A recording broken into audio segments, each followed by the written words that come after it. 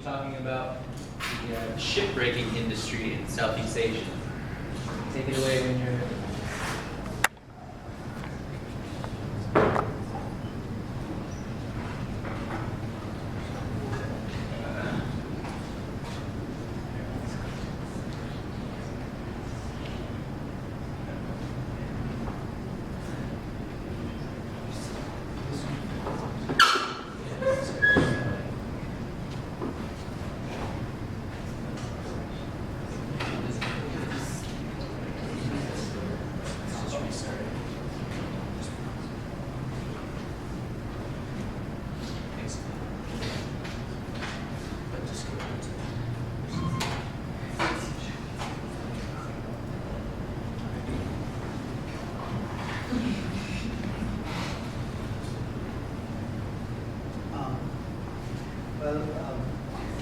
As you see the title, I'm going to talk about my research.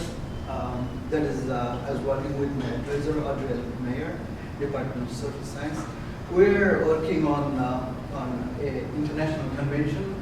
It's Hong Kong Convention, which is kind of formulate the regulations for ship breaking industries, especially for ship recycling facilities in developing countries. How can we improve the facilities, and how can we improve its sustainability? So here is my outline.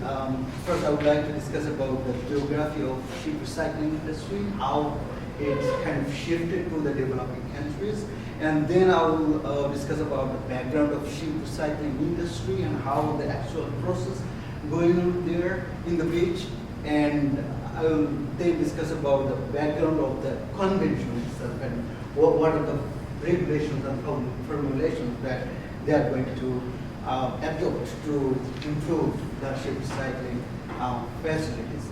And later on, I will try to find out which is kind of the focus of our research is who actually is earning from this overall process and who are supposed to pay for improving these facilities.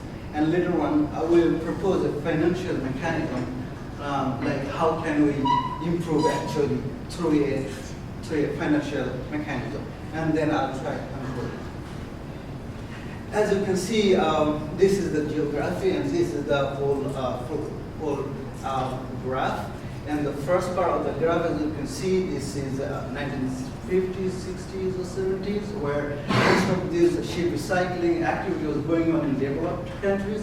But later on, in 80s, 90s, and afterwards, all the activity was kind of shifted to the developing countries. And this is a kind of a relevant question. Why is this recycling activities shifting from developed to developing countries? I'm not going to answer these questions right now, but it will eventually appear up on the slides. Now, this is kind of the system boundary of ship recycling, and this is the part here where we'll be discussing how this recycling is kind of giving externalities or impact on environment when the ships are being cut into smaller pitches, and how the labor and the other stuff is going on, and especially the products that is in demand in the developing countries. So, so this is ship recycling industry in Bangladesh. Actually, this recycling breaks all different kind of ships, including container ships, cruise liners, military ships, and they are using engine parts, scrap metal, furniture, light fixture, almost everything. Almost 95% of the ships is highly demanded in Bangladeshi market. This is its beneficial aspects, but it has negative aspects too. The pollution aspects. It releases lots of heavy metals and asbestos and other things to the water, to the environment, and to the people. So it also undermines water safety and health issues. And as we can see how this shipbreaking activity has expanded, giving a burden on environment. This is the first picture in 1989, where this green part is covered by the mangrove forest, which is really critical for the ecosystem. And in just 20 years, these forest areas have been captured by the ship pitching people. So this all green has converted into red zones where these ships are being broken. And now I'm going to shed light on how the actual process is really going on. This is recycling activity, so how sustainable is this? And as you can see, this labor and worker is working there. Large sections of the ships are being cut down by using simple gas torches, and they are being dragged to the shore by giant winches.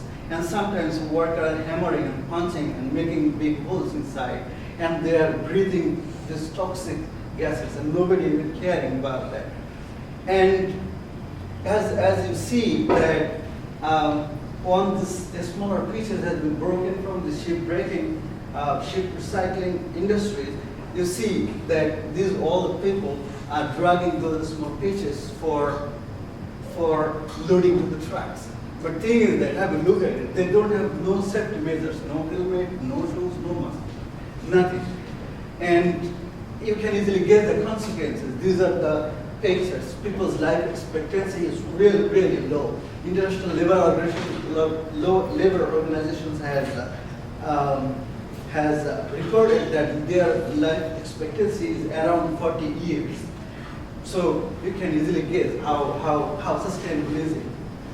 So now we can kind of guess like why this shipbreaking activity shifted from developed to these developing countries. The first factor is the environmental regulations, which is almost not existing there, and the ship is being broken down, and that has been released to the water, and all the pollutants, all the contaminants are just released to the water. Nobody is taking care of, and also the labor rights. Labor are extremely cheap, and their work, their safety is almost disappeared there. Nothing they are going to count. And the third part is the metals and the scraps that's coming out from the shipbreaking is highly demanded in Bangladesh. So now I would like to discuss about the regulations that are going to improve these environmental negative impacts, going to improve the labor conditions in the shipbreaking years. And this Hong Kong Convention, which is actually took place in 2009 and is set to take effect in 2050, and that is for increasing the sustainability of ship recycling industry. And the one important thing is that they have kind of take a cradle to grave approach, starting from ship designing to operations to recycling. And the second part is they have their signatories to the conventions who will be required to meet human rights and environmental standards. And as far as regulations going, there are regulations imposed on the ship recycling facilities, which needs to comply with the regulations in Hong Kong Convention, and also the ships, the flag state, those will be those countries' flag the ship will be carrying will have to be subjected to survey and certifications, and also ship recycling facilities need to be authorized by competent authorities. And as far as rules and procedures, there are like exchanges of information, and there are some documentation processes also being afforded by the conventions, and this ship needs to be inspected by the officers duly authorized. And also, if any of the ships who doesn't carry this documentation process, the certification process, it is kind of taken into consideration that the ship's conditions doesn't probably comply with the conventions. And Article 13 is particularly important in the sense that this convention is acknowledging this. Some of the parties of the conventions of the recycling facilities, they might be having with lack of infrastructure might require some assistance. So this Article 3 is acknowledging this fact and telling that if any of the parties request in support in terms of training personnel, equipment, technologies, and facilities for research and developers, they can seek that support from other parties. Now here is the total program of how this convention is sharing or distributing responsibilities among these stakeholders. As I have partly discussed about that, but you can see there are 4 big stakeholders: ship owners, recycling facility, recycling estate, and flag estate.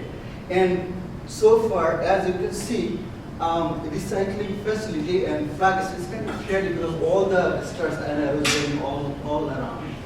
But this recycling facility and this flag estate has been given a little more responsibilities regarding regarding the improvement of recycling facilities, regarding the improvement of developing the issuance of certificate and the plan, how they are going to dismantle the ships. So this is going to the responsibility of recycling facilities. Also the flag estate, that has been given a lot of responsibilities regarding of the survey that they need to complete before the ship is going to be dismantled. They need to have a certificate on the ships, including the list of hazardous materials or toxic substances on the ship. So these all have to be present by this flag estate. But the problem is what is going to be the responsibility for the ship owner. In my next slides, I'm going to show how ship owner is going to be much more benefited out of this process, not this recycling facility that much, not this flag estate.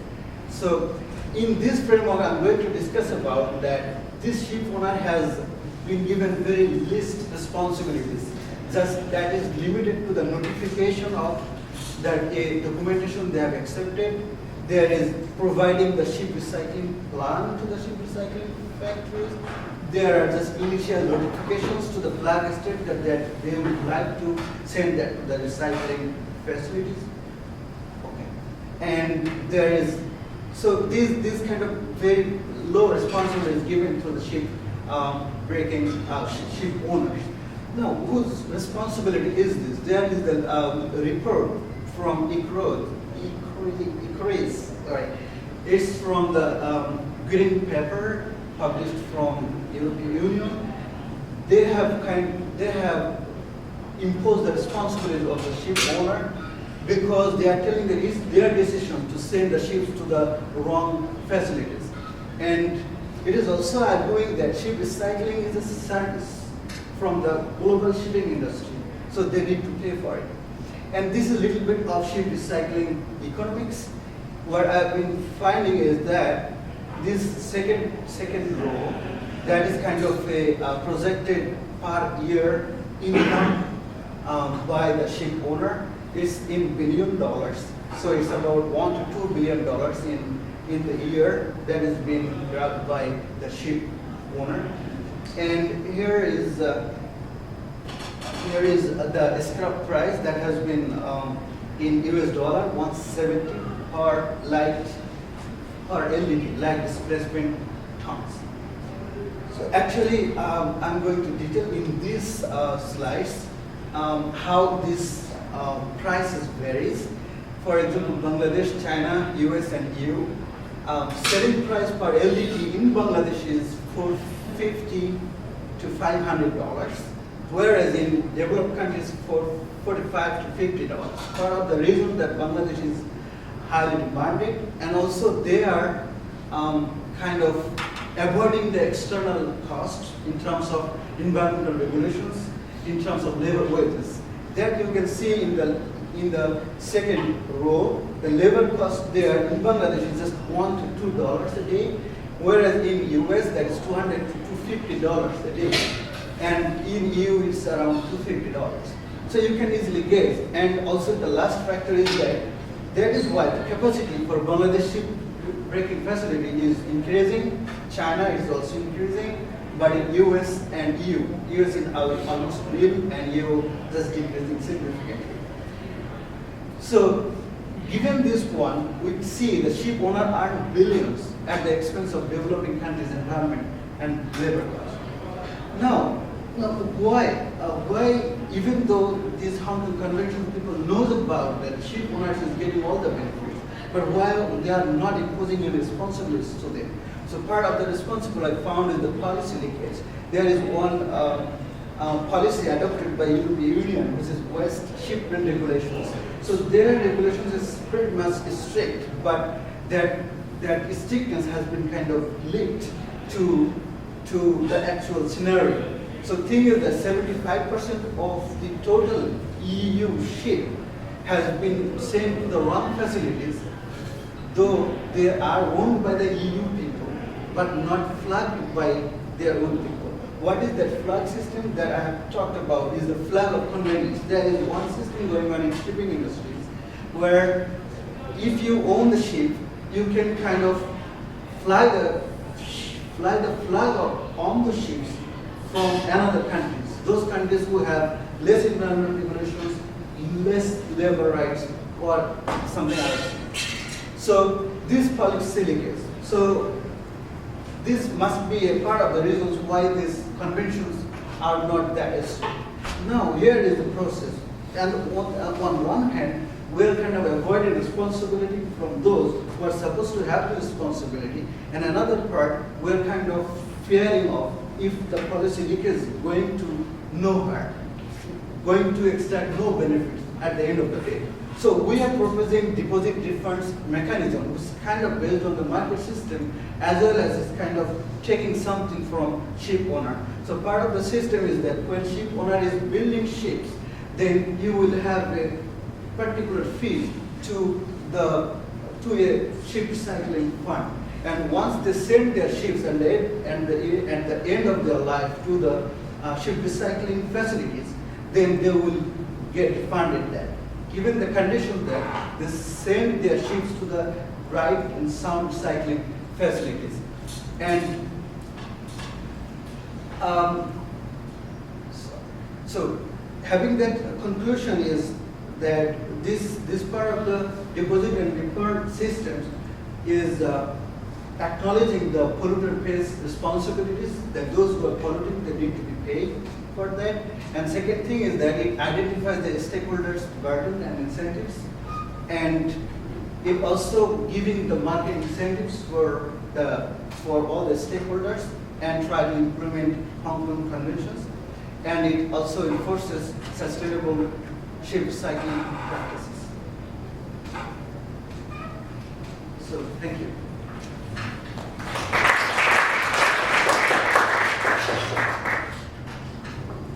Questions? Would you base the deposit off of ship size? Necessarily? I mean, because you're not going to charge the same exact debt. Most ships are like have a different size deposit depending on what it's used for or the ship size or something like that. Yeah, that should be a good thing. Yeah, it should be in terms of the sizes, because once the ship is being sold to the facilities, they are sold in terms of LDT, like displacement weight. So definitely a fund would be proportional in terms of LDT, and that should be a good basis.